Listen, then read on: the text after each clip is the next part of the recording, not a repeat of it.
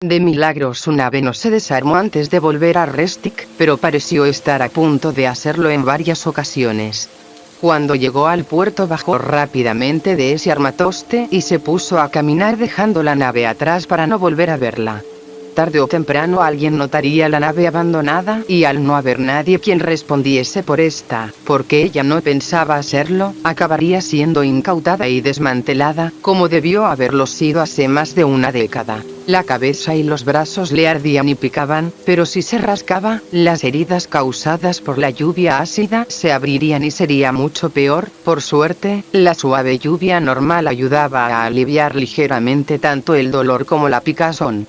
Pasha se horrorizó al verla en ese estado, demacrada y maltrecha, y ordenó traer a Sasa de inmediato para tratarla.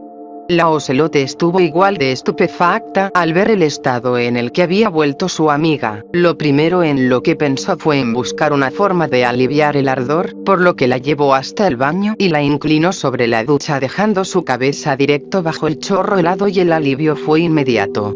Te voy a ser sincera, esto se ve mal, muy mal. ¿Qué hiciste? ¿Te bañaste en ácido? Bueno, algo así. Debo dejar de preguntar. Para poder trabajar adecuadamente hubo que recurrir a rapar la cabellera de Curset. De rodillas con la cabeza bajo la regadera, ella observaba con dolor tanto físico como en el orgullo como los mechones de cabello púrpura caían sobre el suelo de la ducha y eran arrastrados por el agua.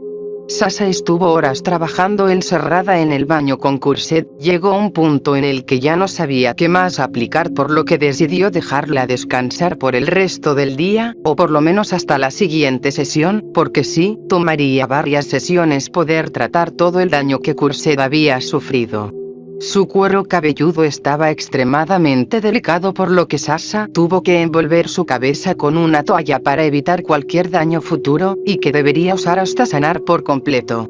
Era esencial que Curset reposase, que no se agitase para no sudar y empeorar las cosas. Mientras ella mantuviese reposo todo estaría bien. Pero el reposo no era algo que ella tuviese en mente, debía volver a hablar con Arpeggio pese a que sabía que eso no saldría bien. Sin embargo, tanto Pasha como Sasa insistieron en que debía descansar. La insistencia de Curset llevó a que Pasha decidiese dejar a Sasa como guardia para evitar que fuera libre por ahí. Curset sabía que con ella haciendo de barrera sería imposible ir a algún lugar. Con su fuerza y tamaño la ocelote podía levantarla como si fuese una almohada. Pese a que sabía que tenía que volver al trabajo, ese lado suyo que le decía que descansara de una vez resonaba con más fuerza en su interior, y sabiendo que a la larga le traería problemas con su contratista, por esta vez decidió hacerle caso a ese lado suyo y se tumbó sobre la cama. Su sueño solo duró un par de horas antes de despertar en mitad de la noche, acalorada bajo las sábanas por el mismo motivo de siempre. Por alguna razón, sentía que algo se le hacía en falta, pero no podía identificar qué era. Se sentía vacía, sola quizá. Decidió levantarse de la cama antes de que esa sensación, cualquiera que fuese, la acabase agobiando aún más. Quería distraerse con algo, pero no sabía bien con qué. Cuando salió de su habitación se encontró a Sasa apoyada a un lado de la puerta con la vista fija en una tableta holográfica. ¿Vas a algún lado? Creí que estarías durmiendo.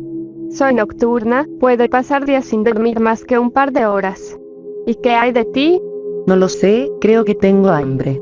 Ambas fueron hasta la cocina del restaurante para servirse las sobras del día y se sentaron en una de las mesas que tenían más cerca. ¿Problemas para dormir otra vez? ¿Soy tan predecible?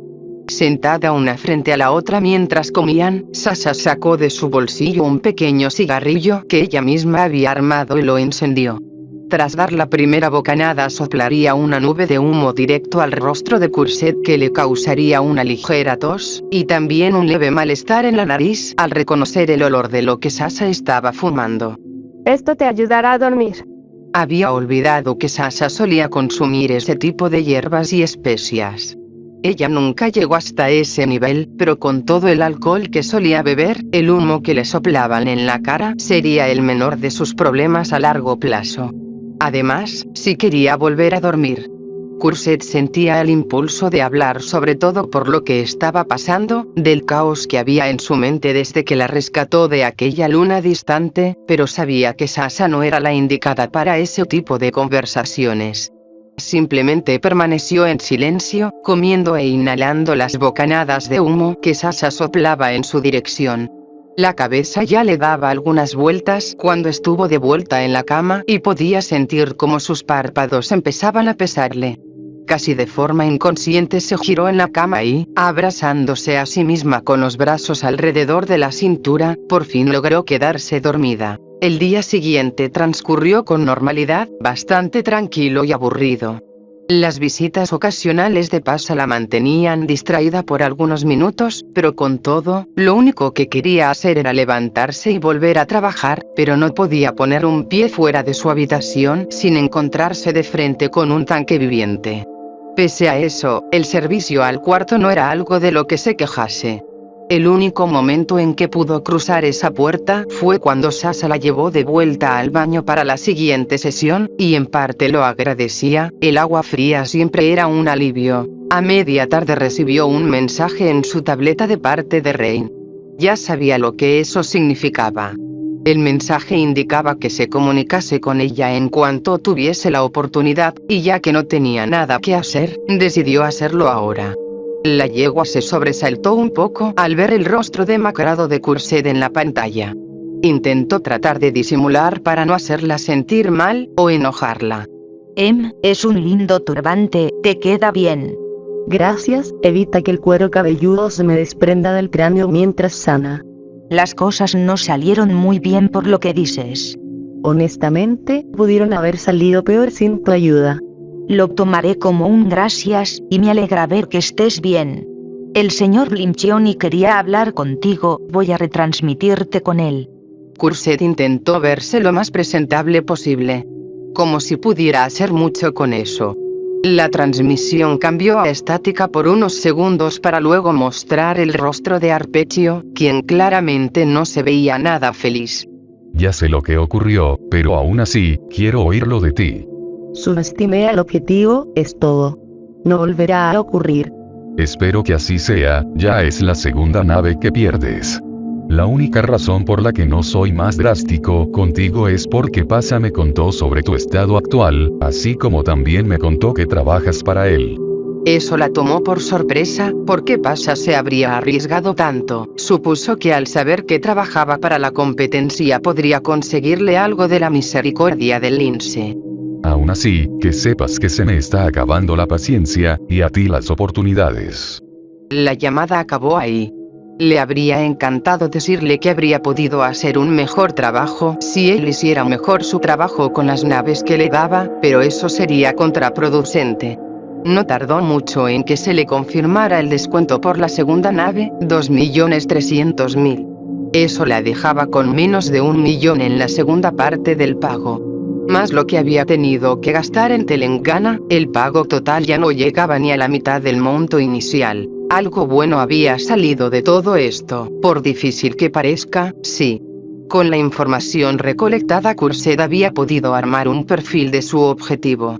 Era bastante básico, pero le servía para saber de qué forma actuaba y se comportaba su objetivo. Era un justiciero, el chico bueno, amable y desinteresado, que hace el bien sin esperar nada a cambio. Era en esencia como se describía a un héroe. Un mero deseo de autorrealización producto de un pasado frustrado, o la simple necesidad de ser el centro de atención. Eso le asqueaba. Se había topado con más de un tipo así antes, ninguno seguía con vida. Pero este era diferente, sus habilidades como piloto eran sobresalientes, nunca había visto a un piloto de ese calibre. Eso mínimo le hacía sentir algo de respeto. Pero aún así no pudo conseguir un nombre, que era lo que más le interesaba. Esa noche sintió nuevamente el impulso por salir, pero no esperaba que Sasha se creyese la misma excusa de nuevo. Al poner una oreja en la puerta y no sentir o escuchar nada del otro lado, decidió abrir la puerta y ojear. Sasha yacía sentada en una esquina, completamente dormida. Pese a ser de una especie nocturna, dormir era de sus actividades favoritas.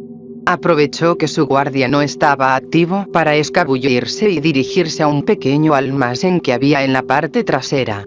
Ahí guardaban armas en caso de emergencia, y allí encontró a Cord, quien era quien ella buscaba.